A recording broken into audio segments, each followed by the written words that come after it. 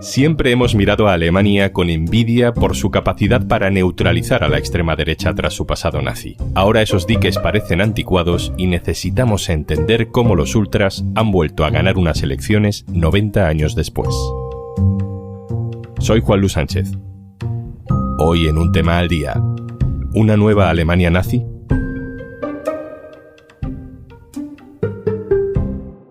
Una cosa antes de empezar. Hola, hola, soy Juanjo de Podimo y como hay mucha gente que empieza el año después de las vacaciones, te traigo una promo increíble para que arranques con buena energía. Disfruta de todos los contenidos de eldiario.es y Podimo por solo 3,25 € al mes. Tienes todos los detalles en eldiario.es/promo Podimo. Meine Arbeit für richtig hältst, ob du glaubst, dass ich fleißig gewesen bin, dass ich gearbeitet habe, dass ich mich in diesen Jahren für dich eingesetzt habe, dann tritt für mich ein, so wie ich für dich eingetreten bin. Todos reconocemos esta voz, este tono, aunque no sepamos exactamente lo que dice. Lo sabemos a pesar de que no habíamos nacido, lo sabemos a pesar de que hace 80 o 90 años no había tantas formas de grabar y conservar un discurso. Lo sabemos porque durante toda la segunda mitad del siglo XX, también en el arranque del XXI, el mundo se ha encargado de que nadie olvidara quién fue, qué dijo, qué hizo Adolf Hitler. Porque aquello no se podía volver a repetir. Nunca más el nazismo, nunca más nada parecido al supremacismo ario, a la pureza de raza, podía ganar unas elecciones.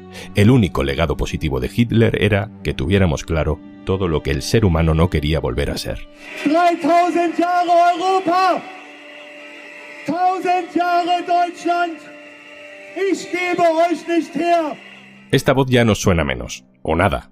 Es Björn Höcke, una de las figuras más relevantes de la formación AfD, Alternativa por Alemania. AfD ha ganado las elecciones regionales de este domingo en un estado de Alemania, en Turingia, y ha sido segunda fuerza en otro más. Y además en las últimas elecciones europeas fue primera fuerza en toda Alemania Oriental, lo que un día fue Alemania del Este. La noticia ha tenido alcance global porque AfD no es un partido cualquiera. Los titulares dicen que la extrema derecha consigue su primera victoria electoral en Alemania desde la Segunda Guerra Mundial. Y todo el mundo vuelve a recordar boquiabierto aquella frase tantas veces repetidas como truco dialéctico, pero que esta vez parece algo más justificada. Hitler también ganó las elecciones. ¿Qué ha pasado?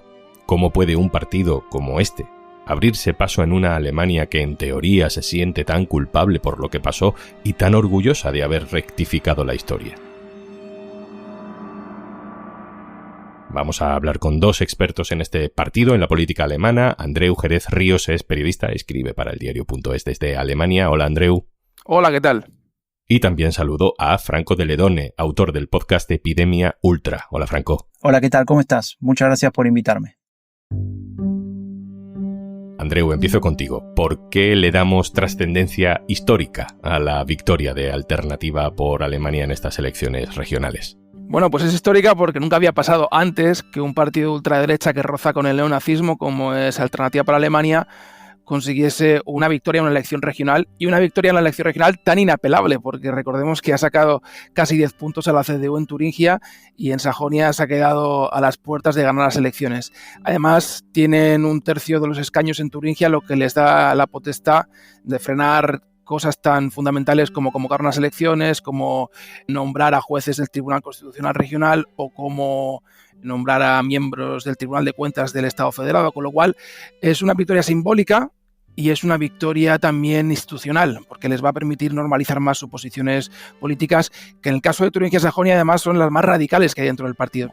Hablas de rozar el neonazismo, ¿no? Y ahí creo que está el meollo de la cuestión para ir entrando en matices y para entender de verdad lo que está pasando. ¿Es AfD un partido abiertamente nazi? No es un partido abiertamente nazi, pero es un partido que juega a introducir tesis y mensajes nazis en el debate público alemán. Con esto quiero decir que AfD no es igual a, por ejemplo, al NPD, que era un partido abiertamente nacionalsocialista. Pero, por ejemplo, utiliza constantemente argumentaciones y mensajes que van en línea con el neonazismo. ¿Por ejemplo? Por ejemplo, utilizar frases que utilizaban los nazis en los años 30. todo por Alemania, por ejemplo. Y no es casualidad que lo utilicen, es decir, está generando una provocación estratégica. Como por ejemplo, constantemente defender posiciones que defienden que en Alemania tiene que haber una mayoría étnica alemana. Es decir, que para que Alemania continúe siendo lo que ha sido Alemania históricamente, no puede ser que haya, no la raza alemana, pero sí la comunidad alemana entendida desde una perspectiva étnica esté en minoría. Entonces ahí entra también la teoría del gran reemplazo, que es utilizada por muchos neonazis en los últimos años en Europa y también en Alemania.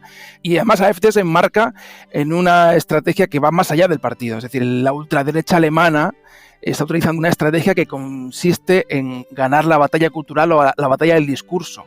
Entonces AfD es un elemento más de esa batalla, pero se inscribe en esa lucha de recuperar posiciones que se daban por desterradas en la Alemania de la posguerra. Claro, y ahí viene la otra gran pregunta, el otro gran asombro cuando miramos desde fuera lo que está pasando en Alemania, ¿no? Porque siempre hemos dicho que el nazismo estaba prohibido en Alemania. Y se ha puesto como ejemplo en muchos debates sobre, por ejemplo, la ultraderecha española, ¿no? O el franquismo. Pero me dices que hay guiños, que hay ideas que claramente entran en lo que políticamente se entiende como neonazismo en Alemania. Y sin embargo, ahí están. Han ganado unas elecciones, ¿no? ¿Qué tendría que hacer AfD para que esa ley actuara contra ellos? Una causa o motivo muy claro por el que podría ser prohibido es que los líderes de repente comenzasen a utilizar simbología nacionalsocialista. Pero eso no va a ocurrir, evidentemente. Esa no es la estrategia de AfD. AfD utiliza un discurso que raya con el nazismo de una manera mucho más sutil, de una manera mucho más estratégica, de una manera mucho más inteligente. Por eso no es un partido neonazi al uso. Es decir, no es un partido nacionalsocialista al uso, como lo han sido tradicionalmente otros partidos. Pero es que incluso siendo un partido nacionalsocialista al uso, a lo mejor sin utilizar simbología neonazi sería muy difícil prohibirlo. Recordemos que ya en Alemania hubo un intento de prohibir el Partido Nacional Democrático, que era el partido neonazi histórico, y las instituciones fracasaron en ello. El sistema institucional de la República Federal es muy garantista y es muy complicado prohibir partidos políticos. Entonces, por aclararnos, Andreu, las ideas nazis no están prohibidas en Alemania. Lo que está prohibido es hacer exaltación del régimen nazi y de sus atrocidades, ¿no? Que no es exactamente lo mismo, y mientras AfD se mantenga en ese límite, sin problema. Correcto. Pues voy contigo, Franco. Desde una perspectiva técnica, de ciencia política, ¿cuál sería, en tu opinión, la radiografía ideológica de AfD? Bueno, ese es siempre el interrogante cuando aparece este tipo de partidos en un país como Alemania. Pero debemos decir que AfD no es un partido nazi, no es el nacionalsocialismo. Es un partido que es de derecha radical, es decir, que desde dentro y con las reglas de la democracia trabaja para erosionar el sistema, para eventualmente cambiarlo, para dirigirse a una visión más autoritaria, si se quiere plebiscitaria, ¿no? Por esta cuestión de la democracia directa en algún punto y demás, pero que en el fondo no sostiene los valores de una democracia tal y como la conocemos, del Estado de Derecho, de la libertad de expresión, de la diversidad, de la pluralidad, etc. Ahora bien, esa idea de derecha radical muchas veces se solapa con las de extrema derecha, donde sí aparecerían componentes neonazis o neofascistas o posfascistas también a un punto. Entonces, esa distinción, que puede sonar muy académica, es importante para entender que estamos hablando de problemas diferentes, pero no significa que partidos como Alternativa para Alemania, en el fondo, en su narrativa, en su discurso y en su concepción, terminan siendo un partido que roza los márgenes del extremismo de derechas. A lo mejor la etiqueta nazi se queda anticuada, ¿no? Porque tiene ingredientes además de muchísimo peso histórico, ¿no? Un genocidio, invasiones militares. Y además está bien que no nos quedemos en lugares comunes porque a lo mejor se nos escapan explicaciones muy importantes, ¿no? Pero no sé si la sociedad a la que aspira esta nueva ultraderecha alemana es muy diferente al ideal nazi, ¿no? ¿Qué modelo de sociedad propone AfD, Franco? AfD lo que propone es un modelo de sociedad homogéneo, un país homogéneo, donde no hay diferencias, donde no hay pluralidad, y acá yo no estoy hablando solamente desde el punto de vista del racismo, sino también tiene que ver con la cuestión cultural. El que es un auténtico ciudadano alemán y se merece por ello vivir aquí y tener todos los beneficios de vivir aquí, es un nativo. Cualquier cosa que se desvíe de eso es un elemento foráneo que pueda llegar a ser tolerado en tanto y en cuanto ese elemento foráneo se asimile a la forma de vida y a la cultura propia alemana según la define la propia AfD.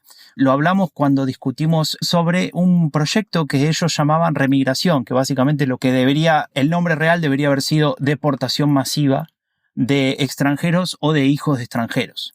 En la cual proponen que cualquier persona que no se asimile, que no se vea y sea y se sienta como un alemán, y además que AfD dicte y determine que se ha asimilado de manera positiva, todas esas personas que no lo consigan deben ser expulsadas del país. Entiendo que las tácticas de comunicación y de discurso, ¿no?, de esta nueva ultraderecha son parecidas a las de otras extremas derechas que están triunfando en otros países de Europa o en América también. Son muy inteligentes a la hora de desarrollar su discurso y a la hora de construir narrativas. Introducen elementos que tienen que ver con la definición de Estado iliberal, es decir, con un Estado donde las libertades están en cuestión, pero para cuestionar esas libertades utilizan justamente las libertades, ¿no? Esto que parece un embrollo, básicamente tiene que ver con tengo derecho a ser, por ejemplo, un intolerante. Entonces tenés que tolerar que yo sea intolerante.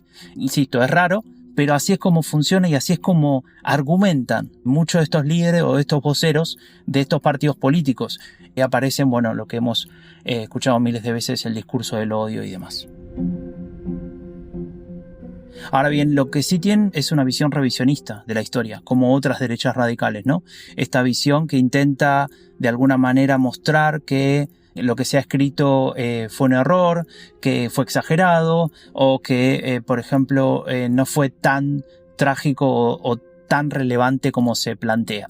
Ese tipo de discursos son recurrentes en Björn Höcke, este líder de AfD, pero también lo podemos ver en otros líderes. En su momento, hace tiempo, Alexander Gauland había dicho que el nacionalsocialismo era una caca de pájaro en los 1000 años de historia exitosa de Alemania, etc. Es decir, esta visión existe y es recurrente y se parece a la de otros partidos similares en Europa, por ejemplo, Fratelli d'Italia de Giorgia Meloni. Andreu, ¿cómo dirías tú que se ha ido larvando a lo largo de estos últimos años este resurgir de la extrema derecha en Alemania? ¿Cómo se han puesto los cimientos sociales en Alemania para que esta victoria haya podido suceder?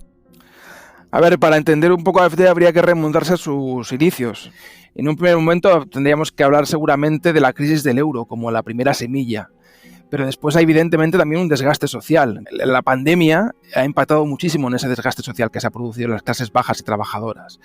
Luego tendríamos también el tema del desgaste del centro político alemán. Y eso tiene mucho que ver también con el papel que jugó Merkel. Merkel siempre hablaba de que no había alternativa a sus políticas. Y eso generó un descontento en muchos estratos sociales que generó también una alimentación del discurso anti-establishment o antipolítico de AfD. Y si nos vamos al caso de Alemania Oriental, mucha gente en Alemania del Este se considera perdedores de la reunificación y AfD ha sabido alimentar muy bien ese sentimiento de desagravio que sienten muchos ciudadanos de la Alemania Oriental que no se sienten integrados en la construcción de una identidad alemana colectiva desde el año 90 cuando se produjo la reunificación. Y a todo eso tendríamos que añadir que el actual gobierno alemán de coalición de Olaf Scholz es el peor valorado de la historia de la República Federal. Estamos hablando de que menos de un 30% aprueba el desempeño de este gobierno. En la política económica, Alemania está al borde de una recesión, las perspectivas económicas no son buenas, la política migratoria también tiene muchos detractores, muchos críticos. Es todo un conjunto de elementos que digamos que en Sajonia y en Turingia han desembocado una especie de tormenta perfecta que han llevado a que AfD tenga estos resultados.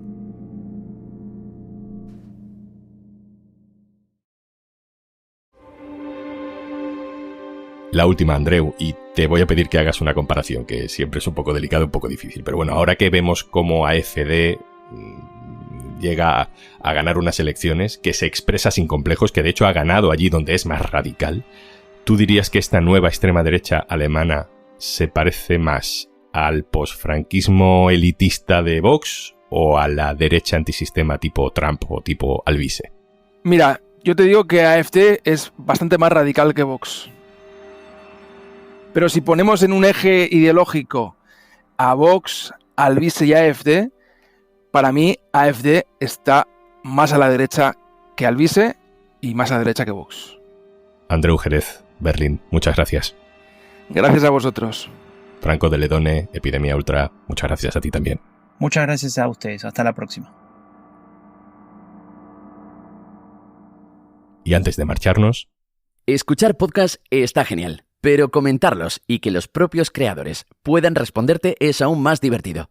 Comenta los episodios de tus podcasts favoritos descargándote Podimo y viendo lo que opinan los demás usuarios. Disfruta de todos los contenidos de eldiario.es y Podimo por solo 3,25 € al mes. Tienes todos los detalles en eldiario.es/promo Podimo.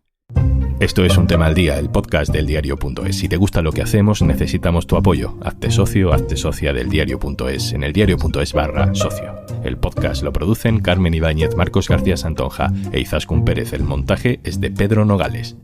Yo soy Juan Luis Sánchez. Mañana, otro tema.